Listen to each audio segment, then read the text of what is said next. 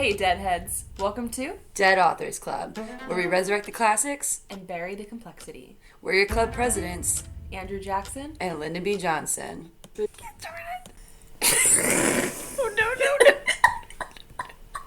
no. Welcome back. We are finally going to now analyze instead of just break down Wuthering Heights. Yes, if you didn't join us in the last episode, we initially thought that we'd be able to get through that entire recap of the second part of the book and then do all the analytical stuff and then talk about the movies and talk about all that. But alas, it was just so interesting. Definitely go watch that if you haven't yet. But, you know, if you're just here to kind of be analytical alongside us and hear our opinions. This is the part I love. This is the part. This is the part we were excited for.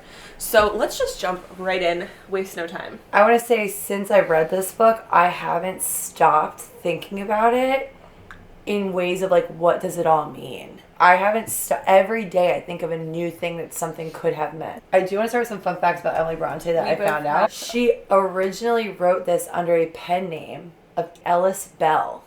So she wrote as a man's name. Never outed herself. Her sister outed her after she died. Wow. So Charlotte is the only sibling that lived like longer than the others. They died of tuberculosis. They got the tuberculosis from their water, which I mentioned in episode 1. So she's a pastor's daughter, which I think plays a huge role in this story. Yeah.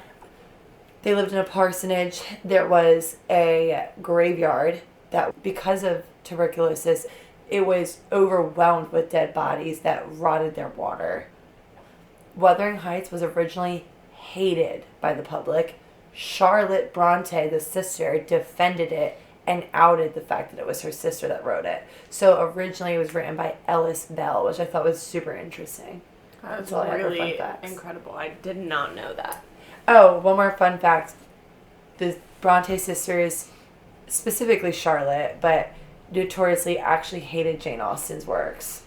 They thought she was too safe in what she was doing in her stories, that she wasn't trying things enough. But anyway. Wow. So this book is... People will argue whether this is a romance or not. I think that there's romance in it, very much. Both love stories, Hareton and Kathy Jr.'s, and Catherine and Heathcliff's, are very compelling. You can read it and get that juicy romance from it. By the way, everything we say is not facts. We are analyzing this from our own English major and literature lover brains. Yeah. But romantics was a genre of the 1800s, and it was actually an answer to the Enlightenment genre. So the Enlightenment was very much like, we're taking out anything fantastical. We are talking about science. We are talking about, like, a lot of essays were written. It was the industrialization of the world, like that thing. So then the Romantic era came in almost as an answer to that and in spite of that. So things that classify a romantic book of the 1800s. Nature being like a very prevalent part and having a lot of power. Big emotions, like expressing yourself in a way that is irrational. So like emotions driving you instead of your mind driving you. That was a huge part of romantic literature. And then the divine, like ghosts and gothic. That's where the gothic era kind of comes in. So this Wuthering Heights is romance with a capital R. Not romance like it's a romance, but it is a romantic novel from the romantic era of literature. I think it's really important to touch on. Like a gothic romance. Yes, and it often, and I think a really important piece is that it often played with themes of light and dark, and like right and wrong. So in my own head, knowing that Emily Bronte is a Christian, she was a Christian. She was her father was a pastor. I've been really, really wondering, like, are there themes of Christianity in this book? And I will say one of the sisters, but it was not Emily, questioned her faith and wrote to question her faith. But Emily, it's never said that she was like that. So I have been thinking about Heathcliff as almost like the theme of like what happens when you answer those worldly desires. Because Catherine in the end, like, it kills her to chase him or to love him. And he gives her everything she wants, but he's not what's right for her. You know what I'm saying? In a sense. Now, there's way more themes in here than that. I think that's one lens you can read it through and pull the themes out like I just did. This was also very much a critique on misogyny. What happens when men control women's lives. Catherine, in her life, only did what she could in the confines of, I have to be this person in society. I have to marry rich. It will degrade me to marry Heathcliff. And it would.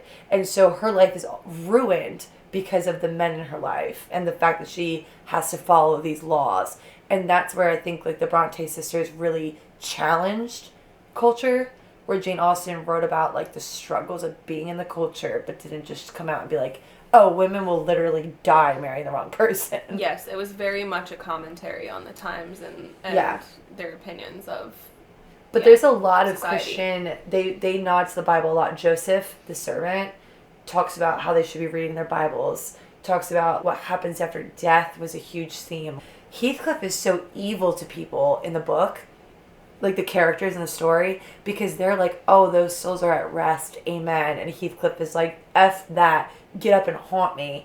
And Nellie's like, you're going to hell for that. Yeah. So I think that there was a lot of Christian themes of death too, of like, what is the afterlife? And Nellie even has a beautiful quote that I love when she's talking about, maybe it's something weird about me, but I'm never quite as peaceful, happy as when I'm watching someone die. But the way she says it is just so beautiful. It's just like, she's saying that they're entering the threshold of heaven and they're entering like an eternal peace that you can't even achieve on earth. It's just like a very beautiful way to look at it. So I definitely think that we can see those Christian themes throughout the entire text. But I do agree with you. It's definitely a commentary on that. Yeah. On society. It's definitely a commentary on class. Yes. Kathy, she loved Heathcliff. Yeah. But because he had no money, no wealth, no education, she couldn't marry him because that would put her at a lower status in society. And she would be poor and she would not have... Right.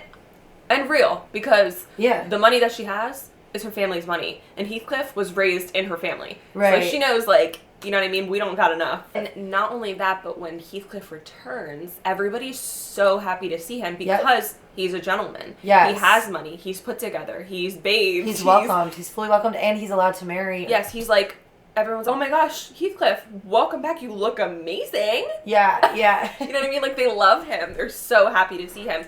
And, yeah, so I think it's a little bit more of a commentary on classism. Yeah, so I want to talk about the unreliable narrator, because Nellie is being deemed as an unreliable narrator. And I looked up the dates because unreliable narrator wasn't really a thing in literature until Edgar Allan Poe. So Edgar Allan Poe's story, The Telltale Heart, came out probably like 20 years before Wuthering Heights. And that was the introduction of an unreliable narrator. So in The Telltale Heart, you're hearing the story from this narrator, and Edgar Allan Poe, what I love about him, which when we get to him, we'll get to him. We'll get to that. The name of our podcast. And we'll touch on that. And we'll talk about that. He plays with form so much. He's like, what can I do that's different? So he comes up with the unreliable narrator in The Telltale Heart, where he murders someone, buries them under the floorboards, and then lies about it. And then you realize that, like, oh, he's the guy that he killed, he actually had no right to kill. He's actually the crazy one. And now I can't trust anything in the story. Mm-hmm. So it would be likely that Emily Bronte could have decided to make Nellie an unreliable narrator. And when you think about that, what does that mean? What part of her story was biased? Is it that Heathcliff was so evil? That he was so monstrous? Because she's the reason in the end that she even blames herself for everything. That Heathcliff and Catherine never married. Because she encourages Catherine to get married. She encourages her to stay away. She encourages Edgar to keep her locked up in her room. So Nellie wants to feel like the good guy. So would she have painted Heathcliff to be so evil when he wasn't? Yeah, maybe. I feel like maybe our girl Nellie, who is the queen. Right. I know you love Nellie. She just has great discernment and knew that those two together, married, would just absolutely be the death it would of have been the end entire of the world. The end of the world. Yeah. Truthfully, it would have been the entire... But were they even so bad? It's Apocalypse. From Nellie's point of view, and if she is an unreliable narrator, were they even so bad, or were they two teenagers in love? Because they were teens. They were tumultuous. Mm. So that comes out of, what did Emily really want to say? You know what I mean? And that's I really love hard that to thought. determine. That's a really cool thought. I still believe that they were both evil because of Fair. their actions. I think their actions spoke about their characters more than. But when you think about Than it Nellie. coming from Nellie, what actually were their actions? What did they actually do? Well, Heathcliff beat the Shaz out of We don't know. Kathy Jr. Oh, you're saying like you think all of that just never happened? Well, or did it happen the way Nellie says it happened? You know, that's just a food for thought. That's not like there's no answer. I have nothing to say about that. And truly devil's advocate in this scenario because Heathcliff and Kathy are quite literally the devil. How about we touch on the imagery that surrounds the dogs? Okay, so this goes for you, dearest gentle reader. Anytime an author repeats something throughout a book that seems a little out of place, there's something there. There's a reason, there's imagery, there's symbolism. So what really got me was the dogs. Why were there so many dogs in the story? Why does the book open up with dogs attacking Mr. Lockwood? Why does a dog then attack Kathy at the Lintons? Why is a dog hung around a gate? Why does Heathcliff say, I'll follow you like a dog to the end of the world? And then why is Catherine called a dog in a manger? Like, there's so much dog. Repetition, yeah. Yes. So I was like, what is up with that? So I looked into it and I found a couple of answers that I really could write a whole paper on. Is that dogs were extensions of the characters.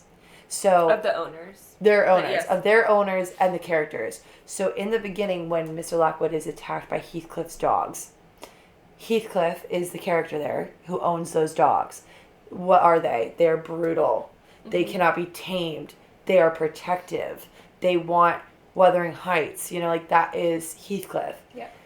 So then Isabella's dog gets hung by Heathcliff. And what happens to Isabella? She's brutally abused by Heathcliff. Yeah. So it's like... Foreshadowing. Whatever. And then you have the dog that attacks Catherine at the Lintons. And what ends up happening is that the Lintons take Catherine from Heathcliff, right? And what ends up happening after that is eventually Mr. Linton takes Catherine from Heathcliff. So they are just like another way to represent, I think, their characters. Catherine getting called a dog in a manger, I looked that up because I was like, what? That sounds like an expression. So it references a parable, and it means a being who keeps something from someone even though they personally have no use for it and it would benefit that person. So that's why Isabella calls her a dog in a manger, but she is also so offended by it that I do wonder if like dogs also were like a commentary on class, because Catherine came from being poor. So Isabella calling her a dog, she would be offended by that because she's like, no, I'm married. Like, I'm literally at your status at this point. But she's not inherently. She inherently was lower class. So I could see both. And I love that idea. I don't know. So that happens a lot at the end. Yeah. That's my tangent about the dogs. The dogs. Don't sit and annotate and look for this stuff. Yeah. It will simmer. And it will just come up. Like, I haven't stopped thinking about it. Yeah. And I'm like, what did that mean? Why did that happen? What, like... But also, like, what was the author really trying to say or do? What was this? Like, did she just take a trip to the moors and it creeped her out so much that she's like, I have the best idea for a story? Because that's how writers' brains work, you know? No, and I wish that we had that piece of her like, mind. To know, like, what inspired the story. What was the point? I don't know. Maybe she had a Heathcliff. Maybe she just had a really good idea. Lyndon really believes that she had a culture Heathcliff. hated her. Culture hated her story. Yeah. And so, and then Charlotte Bronte defended it as like one of the greatest of all time. Yeah. And it became that. It truly has become that. I'm excited to read Charlotte Bronte. I am as well. All right, next. How did Heathcliff gain his wealth? We said we were going to touch on this in the first episode. We can make a vote. Did. You guys can vote on whose theory makes the most sense here. Or like whose you want to believe. You start. No, you first. No, you first. Okay. Please. After you. I think Heathcliff I think it's as simple as like what you can kind of get this from the text. Okay. I think Heathcliff got his wealth through gambling and scamming people. I think he went away for 3 years. He rubbed elbows with the right men because he's so smart. He swindled the entire 2 generations, 2 different families out of all of their wealth. And I think he did it. That's exactly what he did to get his wealth. Because when he comes back, he's playing card games with Hindley to gamble to get the wealth in the first place from Hindley. Like, he gets Wuthering Heights through gambling debts from Hindley. So I'm like, okay, so that's probably how he got his wealth. He went away. He gambled. He did really well. He bought people out of their probably life savings and came back a gentleman. I don't know about the educational part. I don't know where you got that. Yeah, I was going to say, oh wow, he gambled himself into an education. That's so interesting. There is a theory that he also, because he was adopted, he just figured out where the heck he came from, and he was rich. Nobility. Yeah. Go ahead, tell them yours. Disbelief. Yours is juicier. Mine is But mine makes so sense. much juicier. Okay, sit down. Ready for this? I'm sad. She's sad. So, my theory is that Heathcliff went away, possibly got in with like another family kind of a vibe, you know what I mean? Studied off of their children, studied off of their teenagers, whatever the case was, got his education from that, and possibly unalived the person, the head of the household. Because I just realized something, but go ahead. Oh. But yeah, I think he unalived a man. And stole his identity is what you said Stole before. his identity, yes. I just realized that we never told in our recaps that Heathcliff made Linton sign his will and leave everything to Heathcliff when Linton, his son, died.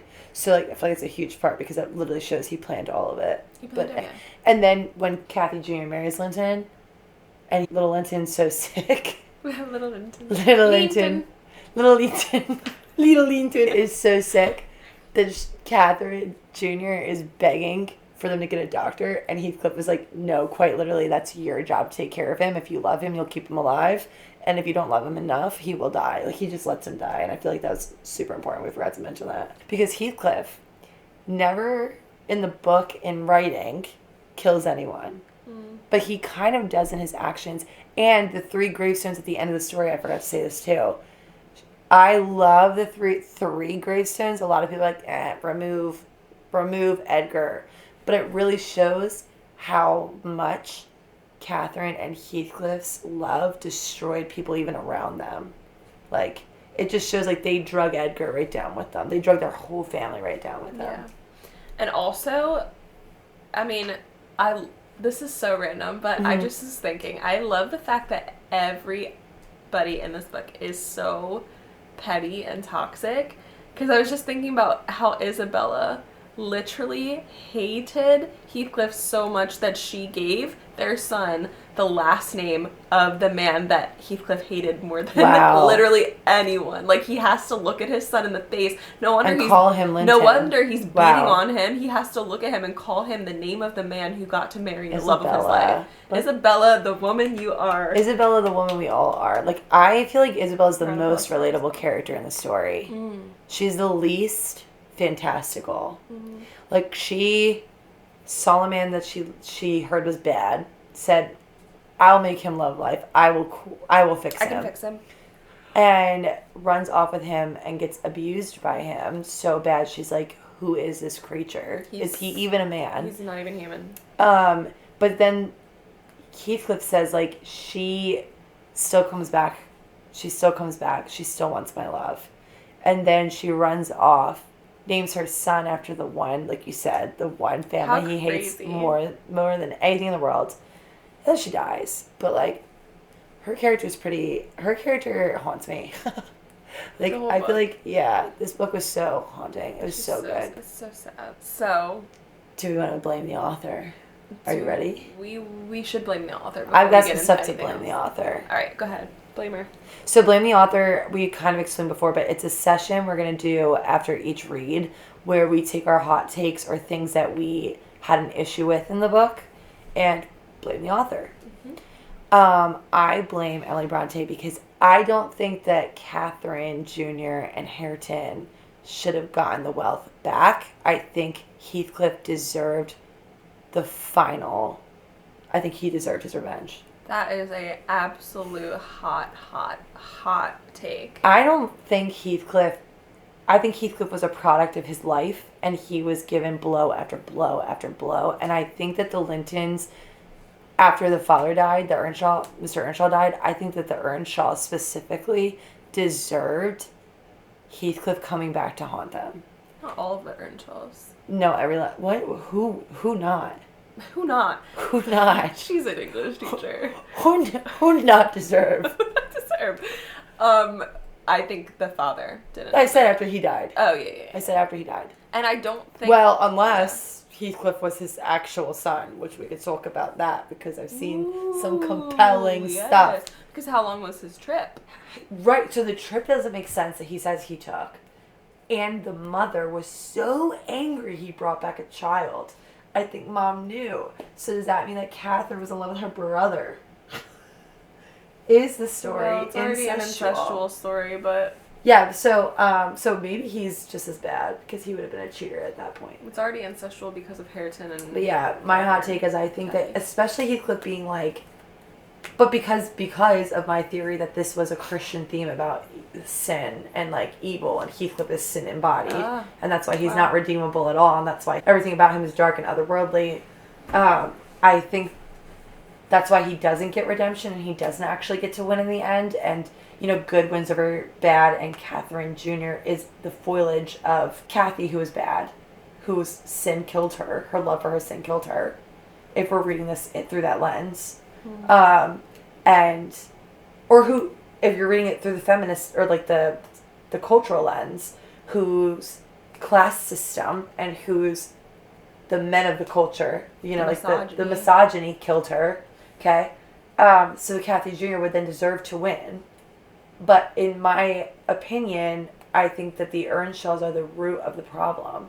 And so were the Lintons in the way that they looked at the world and saw the world and forced everybody into their boxes and forced Heathcliff away and mistreated him. I think that my biggest problem that I blame Emily for is I think Heathcliff deserved to win in the end. I wholeheartedly disagree. Because he was an abuser. Because he was evil and an abuser and a terrible man. And I know this begs the question. He was raised is he a product of his environment? Or is he inherently evil? Product of his environment. Was Kathy Senior, was Kathy Earnshaw a product of her environment, or was she inherently evil? They were both products of their environment. I think Kathy was a brat. Kathy's environment that made her evil? She was poor. She was poor. She was poor in a world that didn't allow to be poor. They were both survivors. And when you think about it, Kathy's father and mother died so young. All she had was her abusive brother, who was very abusive. Literally beat the crap out of Heathcliff multiple times. And I'm pretty sure swung on Kathy when she would defend him at sad times. I don't remember, but... so she didn't even have an example of love. Neither of them had an example of love. So they had these big feelings and literally knew not what to do with them. Is Hindley evil or a product of his environment? Well, I don't know about Hindley. Wow. Hindley is hard because we don't really know what the parents were like. Well, we know that he was neglected by his father. And he wanted to, like you said, a kid will do anything if they love their father. Or if they want the love of their father. That's true, but I also don't believe we see any of those signs of abuse in Hindley until after his wife dies and he becomes a drunk. No? He hated Heathcliff from the beginning. He steals his pony and he throws rocks at his head and he threatens him constantly. He does, and I think he was evil as a child. No, I think that is a normal reaction that a child would have to their parent neglecting them for someone else. I don't think that's evil. I think that. Well, that's what I'm saying. I'm saying none of these characters are evil. All of them are products of their environment. Is anyone truly inherently evil, or are we all just products of our environment? Yes. So, well, stories in the 1800s always had a moral drive. Mm-hmm. You read, remember that book I got from the thrift store, At War with Herself? Mm-hmm. The entire thing had a very obvious moral about greed. Okay? In the end, what if greed drives you? What? So I do think that, that drove a moral theme, not just a theme, but a moral theme drove this story. I guess because there had to be one bad person. She definitely made Heathcliff to be the villain, but I just empathize with him a lot because she gave him a villain origin story. So here's the thing. I disagree with all of it. Okay. I think that Heathcliff is inherently evil. I think your things can be true at the same time, right? Yes. But I do believe that there are people who are just evil people. Because I believe that there are people who could be a product of their environment and blame everything on that and succumb to that.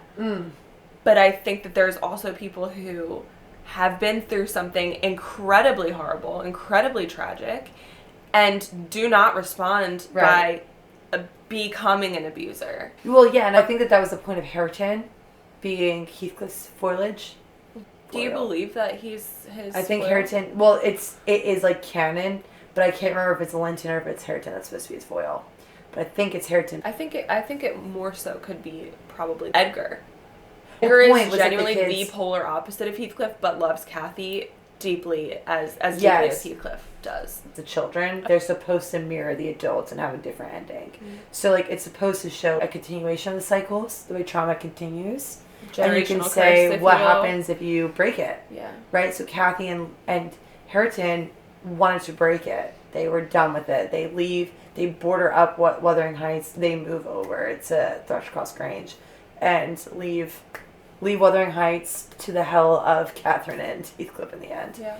So, but I think for these characters, like, yes, you can say outside of that, there's different things that trauma can do, and there's a good way and a bad way to deal with it. I truly think that for the characters of Catherine, Heathcliff, Hindley, like that first generation, they were fully products of their environments, and I think Heathcliff had every right to do what he did. I was disappointed not that he got to be with Catherine. In his However, ghostliness. yeah, I was going to say, I don't think that he didn't get a happy ending. I think that he got the ending he wanted. Yeah, He got all that mattered to him, which was Catherine. Honestly, if it came down to Catherine or revenge, I think he would have always chosen Catherine. Yeah, Catherine, I agree. Catherine. I agree. I don't think that he was... And he got his revenge in life. Yes, and he did, so in death, I guess. all he cares about is eternity with Catherine. But he literally has, like, a moment where he's, like, reflecting, and he was like, all this revenge means literally nothing. Like, I got it, and now what? Like, he has a moment where he says that, and I think I underlined it. I thought that was very, like, that's very, like, Christianese. Like, but it's very out of character for him, though. I know, but yes. he was close to death. So he was he had gotten to see Catherine, which is exactly what you just said, that if he could choose revenge or Catherine, he would choose Catherine. And it shows that in his reflection of his actions. He's never sorry. I want to make that clear. He's never sorry. He does not have a single ounce of repentance in his body. No. He also came back from that 3 years away, and like you said, he was just going to come back for a hot second and be like, haha, in your face, I'm a gentleman now. True. What about it? And then he said he saw her face and Said, yeah, I'm not leaving. Yeah. You know what I mean? So I think that maybe that's what happened again after she revealed herself to him as a ghost. What's your blame your author? Oh, this is hard. I think I blame the author for romanticizing toxicity so much, so heavily, to the point where people today even still regard this as a romance novel. Do you think she meant to do that, though? I don't think she meant to do that. I think that again, is a modern lens looking at it. Because back then it was so heavily criticized, and it wasn't because it was a romance. And I do know that you say that romance, like, one of the major, like, key points of a romance would be, like, to have these crazy over-the-top reactions where you're like... That literally is what it's responding, it's letting emotions drive you instead of logic. Yeah. So... I just know that if Emily Bronte was alive today, she would be a total emo kid. Oh, yes. Made afraid, you know. Oh, yes. Give me like all of it. Dark Academia. Yeah, she'd be all about it. What would Jane Austen be? Oh, she'd be a Swiftie. I almost just said that. I was going to say that. Without hesitation. Jane Austen is a Swiftie. 1000%. Emily Bronte might have been, but only circa Torture Poets Department. Disagree. And, like, no, you don't. And folklore. Big disagree. No. Big disagree. She would, you know what she would have said? You know what she would have said? She would have said, she's too safe. No, she wouldn't have. Anywho, agree to disagree. So the movie, give me your thoughts. Let's preface, movie, totally different storyline than the book. It takes out an entire layer. I've told people, it is probably like 3 main key factors in the movie stay the same, and that's it. And the names. Well, that's one of the the key factors. Okay. Names, love and some lines. And, like, major quotes, yeah. And the fact that Catherine dies. That's the only thing that stays the same. That's not a spoiler because we just talked about the entire book. I loved it. This is going to be probably our hottest take on this podcast, maybe. Yeah, it's gotten a lot of scrutiny, and we can talk about that too. Go ahead. I loved the movie. I absolutely loved it. But I think that I loved it for what it is here. For exactly what you said it would be. Cinematically, gorgeous. Costume-wise, gorgeous. Just the whole vibe of it, just absolutely incredible. Even the music that they used, everything.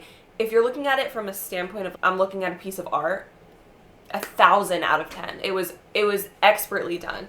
I do think that it did justice to the relationships in the books. Yes, and you've watched all of the other film adaptations. Not all of them, but I watched. So I had a sick day because I had strep recently.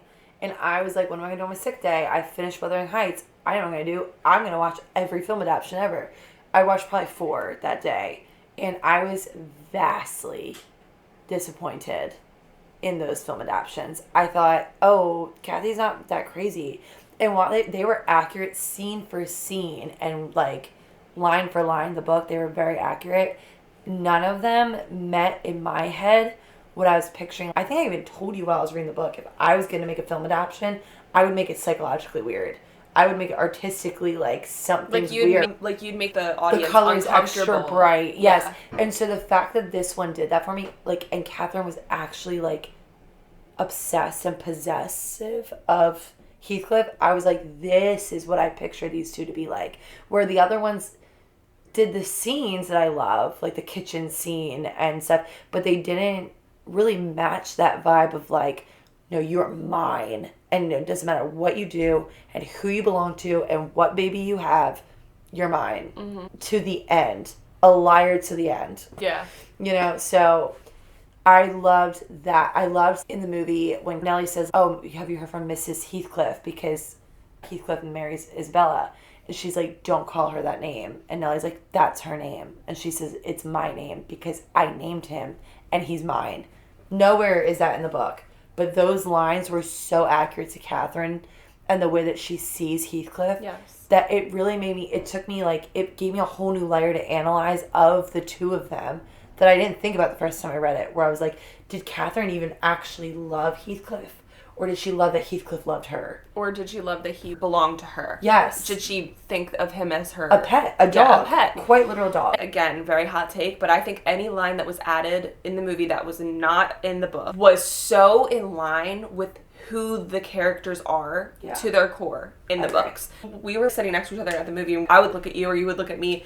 We'd be like, that's not... We know, like, this line is not in the book. We'd be like, that's so Heathcliff. Yeah, or that's so mad. Kathy. You weren't even mad. Because, yeah, and I am the type of person to get...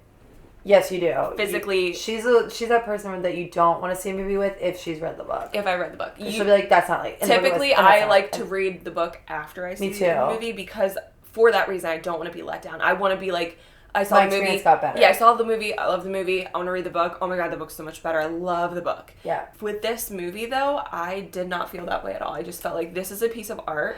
Yes. I think... Cinematic masterpiece. I want to watch it again and again 1,000 times. And just... And analyze the movie. Yes, so there's so much to analyze with the movie. I think that the movie was one layer of Wuthering Heights, and I think that's okay because we've had so many film adaptations that are so accurate to the entire story that it's kind of time to start branching off and doing different things with it. Mm-hmm. And I think Emerald Fennell, I don't know if this is true of her, but I feel like she probably felt the same way. Like, what am I going to do? Recreate another Wuthering Heights? Or can I zoom into just the love story between Heathcliff and Catherine and leave it there? And is that okay? I do feel as though this film was just like so incredibly done that it just made me feel like I was watching the actual characters. It was an artistic take on it. Now, I do think that it was weird that they made the Catherine's baby die. Oh, spoiler alert. They killed off Catherine's babe. To get rid of the second generation. To get rid of the second generation. Now, I think Emerald Fennell said in an interview that she kind of like merged the first and second generation. Talk about that so bad. This is why. Well, let me just say this first because I'll lose my train of thought. But I was a little disappointed that she didn't allow for the baby to be born and A sequel. Have a sequel. I mean, not even to have a sequel, but have the possibility of having a sequel, because I feel like that would just be a great business decision. Yeah. As a director. But I digress. Now, I will say that the film adaptation, like I said, Emerald Fennell said that she merged the two generations, and you can kind of analyze that a little bit more. But I wanted to ask, were you upset that the representation of Heathcliff was not biblically accurate, as it were? Okay, this is a hard topic because with issues like this, I shut up and I just try and listen. When it comes to the fact that Heathcliff was whitewashed, you're taking out such an important part of history because he experienced racial discrimination in the book. And that's a very big part of their story, of Heathcliff and who he is. Let's be honest, she wanted to cast Jacob Elordi, point blank period. Like, there's no artistic choice there, except for she said he did really good in Saltburn, and even in Saltburn she was looking at him being like, you're such a Heathcliff. But he is biblically accurate to the way Hareton is described in the book. Mm-hmm. And Kathy in the movie, except for the illiterateness. no, he was illiterate though in the beginning. She teaches him how to read. No, that's true, that is true, but Hareton has a very thick accent like Joseph, which also, why did we make Joseph hot? That's the one thing I can't get past. In the movie, the servants were weird. The two things I can't get past from this movie are Joseph being young and, like, a sex icon. Basically, like, Kathy's sexual awakening. Yeah. Very strange, because in the book, he's basically... Is he described as an old man? Because I always thought of him as, like, a very old... him old. Yeah, old man. Who... You can barely understand him. And then also, Isabella. She was so weird. Loved and it. She wasn't related to or she wasn't like Edgar's sister. She was his ward. Ward, yeah. That was weird. That was odd. I was like, why? Like, what was the point of that? Yeah, that I didn't understand. No, there is no point to that. I don't know why they did that. Why didn't they just make her... If she was his sister, it would change nothing. I think Isabella did... At the end, I think she did a great job. However, towards the beginning, I'm like, this chick is off. Something's off. Yeah, but like, it was almost like she was used as the match, comic relief. She had to be weird to match Heathcliff's freak. Okay, I think Isabella in the book wasn't that way. Are you mad that they gave her agency to give consent instead of it being abusive? A little bit. To make Heathcliff soft? No, definitely a little bit.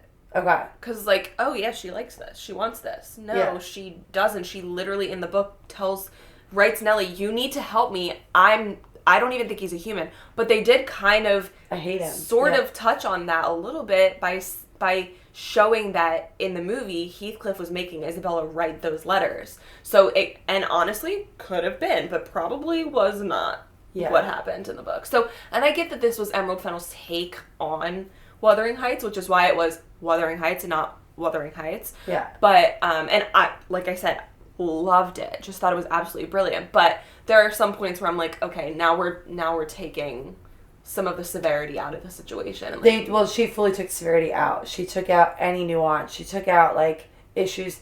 You could say issues of class were still in there, but not as brutally. Yeah. You could say, like, I feel like what Catherine did, she did because she wanted to be rich and not because society handcuffed her. Like, in the movie. And, again, they took out the issues of race. They took out the issues of class. They took out, they just made it a toxic love story of two people that are in love. I also think it's interesting that maybe there's a little bit of every character in every character. Yeah. Like, I even thought it was so weird that that Edgar's character is more in line with what Heathcliff is described to look like in the book. I don't know that there's anything to analyze with it except the generations merging. I honestly think it's even more simple than that, and just kind of like Jacob Elordi hot, Margot Robbie hot, leads in a romance movie about toxic lovers. When in reality, it is a big part of the story. Yep. And you took that out. And so that was upsetting to me. Obviously, again, loved the movie, loved Jacob Elordi as Heathcliff. I think he did so much justice to the character. He's an incredible actor, and I don't think I've ever seen anything else he was in ever, except for The Kissing Booth. But this movie, I saw him through a whole different lens because he brought this character to life in a way that I feel like a lot of actors who do film adaptations don't do. And Margot Robbie, she was Kathy incarnate. It almost made me feel scared of them as people. But then I see them in interviews and they're like very thought out in their process, and the respect that they've given to these characters is just like incredible. So I think at that point I can really respect them for being incredible in their craft. But am I upset that there were very big points in this book that were not in this movie at all, kind of touched on, and not even just that, but it almost like silenced. Yeah, you know what I mean, and that felt disrespectful to I agree. Emily Bronte even. Yep.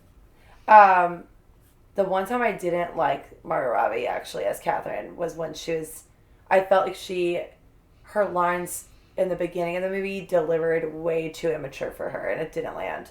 There were times where she was very obviously like reciting lines and being a character. Like, I forget, like, when she's, like, joking and being jealous about, like, marriage and stuff. Yeah, and I think being like, that tell me I'm pretty, tell me that you want to marry me. I think that was intentional. I don't know. I think that was intentional because she was supposed to be younger in those scenes. Right. For me, it came off like Kathy's a feral child and this is how she acts. Because that's how she was described. I think that she did an incredible job. I loved how phantomized they made Heathcliff. Like, that he could just come, like, you wouldn't even see him there, and he would just come out of a dark corner. Because that was Heathcliff in the book for me. And again, like, the movies that are accurate scene for scene just don't encompass that part of him that's like, is he a man? Or is he this phantom and otherworldly and demonic? Like, and the way that he would just, like, not just the fog, but he did it several times in the movie. She'd be like, I know you're out there. And he would come out of a shadow. And I was like, that is so Heathcliff. Yeah. Like, and I loved that. I do think the opening scene was unnecessary. And well, I don't think it was. I see what was being done. The opening scene. I see what was being done too. Mm-hmm. I just don't think that it was as. I think it was meant to be like we romanticize brutality. Which I don't want to give anything away about the opening scene because people who haven't seen it yet will want to react. He was saying, like, what this movie's about to do is romanticize and sexualize something that is actually a very brutal story. I actually don't think that this movie was as sexual as people made it. It wasn't. But it was sexualized. Me going into that movie, I thought to myself, I don't even know if I really want to watch this. Like, this might be really inappropriate. This might make me super uncomfortable. Have really graphic sex scenes. And I even looked up a couple things and I was like, I don't know if I can do this. I went to the theater because I love this book so much. I want to go see the movie, whatever. I'm going to close my eyes if I have to close my eyes. I go into it and, you know, obviously it starts out the way that it does. And I'm like, yikes, we're in for a ride, aren't we? And then it was a very closed door. Mm-hmm. There was a montage. Clothes on the whole time. Yeah, there was a montage. No, there is, like, very much, like... There's a lot of intense making out and, like, alluding to sexual things. But I think that the Wuthering Heights, the book, does that as well. Not as intense. I think that there are a lot of scenes where they're passionately kissing or sitting on each other's lap kissing or whatever. She's not going to go all out in that time and explicitly write smut. She was safe. She was too safe. No, I'm just kidding. Yeah. What else are two people going to do that are grown adults sneaking away from that are in love with each other, that are hiding behind her husband's back? Yeah, like what else are they doing? They're having an affair. You know what I mean? So I think that it did it in a very there were parts where it was like uncomfortable to watch, but it was supposed to be. It was I think it was less of a sexual movie and more of like a sensory experience. It was almost sensory, like it was very visceral. It was very sensory. You'll pick up on things. Yeah. There was just little innuendos, like the skin room. That's not sensual at all, but I'm just saying, like, there's things where when you watch it, it seems so weird and out of place. It's like off-putting. But everything has a meaning. Yeah, it's off-putting. It makes you feel uncomfortable, and it's supposed to make you feel that way. And I did love that because it was very immersive and it was very, like, visceral. Like, it was very just like, I am feeling this with the characters. Yeah. Yep. So that was well done. That was really well done. I want to watch the Tom Hardy one. That's the one I haven't seen that everyone is saying is accurate, and on top of that is exactly what Catherine and Heathcliff are like. And Tom Hardy, as Heathcliff, married his Kathy from that movie. So I really want to see it. We will have to watch it. I haven't seen that one yet. I saw the 1939, 2 from the 1900s, and 2 from the 2000s. We will have to watch it together. Yeah, that's a good one. But yeah. So what we're reading next, we have coming up for you Please join us while we analyze, describe, break down the yellow wallpaper. It is only a 10-page story. So if you'd like to read it ahead of time and read talk with through us it and talk, with yes. us next episode. It is a classic. It is another gothic. It is another romance. It's Wuthering Heights in 10 pages. Romance with a capital R. Sorry. It's from the Romantic era. Right. And I can't wait to talk about this one. So I'm going to tell you right now, it was so... It's haunting. It's creepy. Incredible. It just absolutely... I'm going to read it anytime. You can get the PDF online for free, and it's a classic, and it's an easy classic, so it's level 1 if you want to start there, with reading classics. Please read it. Please try. It's so good. It's I will never forget that story. And it's crazy. And I've read this one a lot. This one's grown up with me in my adulthood. It's crazy because it's like you said, 10 pages. But there's so much to unpack that literally it will be a full episode of the podcast because it's just there's so much to analyze. So and I'm just so excited. I want to do it right now, but we can't. We've literally stopped ourselves from talking about it to each other so that we could just do it on the podcast and have our real reactions to each other's thoughts on it on the podcast. So you're welcome. So please join us because we're dying on the inside. Please join us. We're foaming at the mouth to talk about it. With that being said, we're going to close out and see you guys the chapter of our lives with Wuthering Heights. Goodbye. Absolutely. Goodbye, Emily. Goodbye until we read last it next, fun fact. I've said this one several times, but this is the only novel she ever wrote, and then she died. So, goodbye. Rest in peace. Rest in havoc. Kathy and Heathcliff, haunt me always. And don't haunt you. Drive me mad. Anywho, we will see you guys in the next episode. While we resurrect a new author and a new classic.